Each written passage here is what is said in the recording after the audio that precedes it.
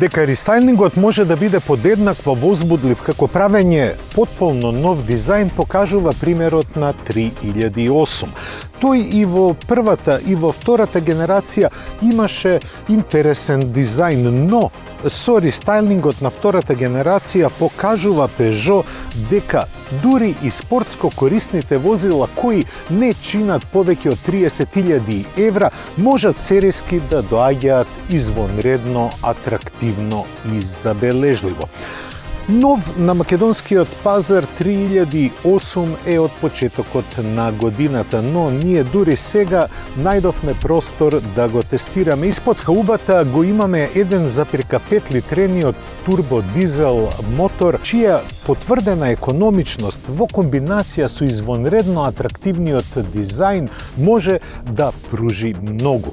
Но колку ќе видиме во нашето возење? Интериерот на 3008 е исполнет со удобност, ергономија, квалитетни материјали, но и скулптурално формирани површини, како што е оваа предната, која веќе ја видовме и кај 208-ката и 2008-ката. Има доста простор за одложување на дребули, но првата критика за интериерот е местото за оставање на пијалоци. Погледнете, ако тука ви стои пијалокот или тука, многу ќе ви пречи на менувањето на брзините, особено во град. Погледнете, ова е навистина извонредно лошо решение. Може би е добро доколку би имале автоматски менувач, но тоа е што е.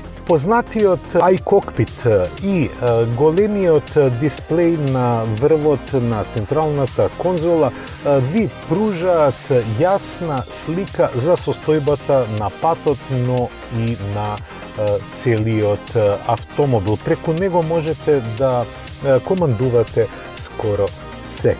6-степениот мануелен менувач би требало да даде економични и добри перформанси на моторот.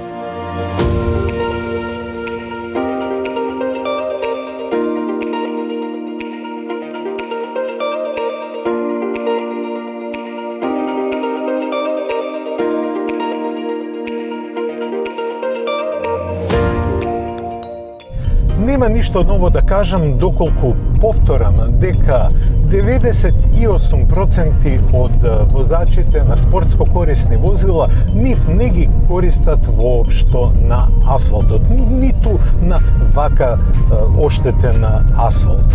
Но 3008-ката е декларирана како спортско корисно возило и сакам да ги видам манирите на вака лош пат. Ова не е екстремен терен, но мора многу да се внимава поради извонредно оштетениот асфалт. Оно што изненадува позитивно, и ова мора да се внимава.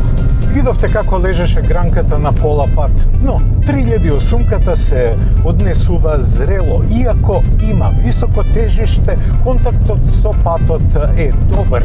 Видовте на вака нагол маневар, јас не ја дестабилизирав каросеријата, што е одличен показател за квалитетот и динамичките својства на 3008-ката.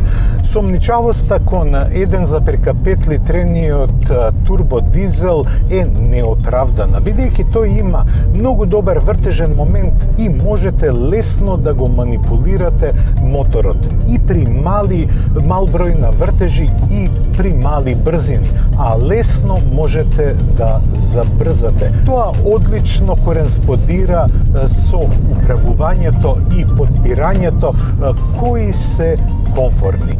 Уште една позитивност е пригушувањето на вибрациите. По снимките гледате дека возам по извонредно оштетен пат, но јас не возам со напор. Напротив, уживам во совладувањето на пречките.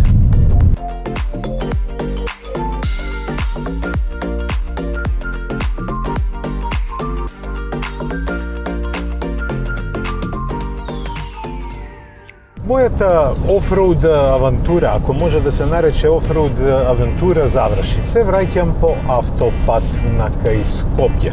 Решив вториот дел од зборувањето да го направам токму тука, за да ја почувствувате атмосферата во кабината. Може да забележите дека е тивко, бидејќи возам околу 130 км на час, бучавата не продира во внатрешноста силно. Едноставно се чувствувате убаво, релаксирано и опуштено. Во моето возење од околу 400 км забележав просечна потрошувачка од 6,7 литри, додека го форсирав моторот и немав милост кон автомобилот, потрошувачката се качи на 7,4 литра. Мене ми се допаѓа не само амбиентот, туку и опременоста на 3008. За цена од 28.640 евра, оваа изведба со 1,5 литрен TDI мотор од 130 конски сили е вредна за парите. Опременоста е за секоја пофалба, динамичките својства сосема добри, а однесувањето на патот и подобро од толку што очекував. Особено кај оној маневар кога ме чекаше гранката зад свиокот. Ова беше све што подготвивме за ова издание. Следната средба веќе знаете, за 7 дена на истото место во истото време. До гледање.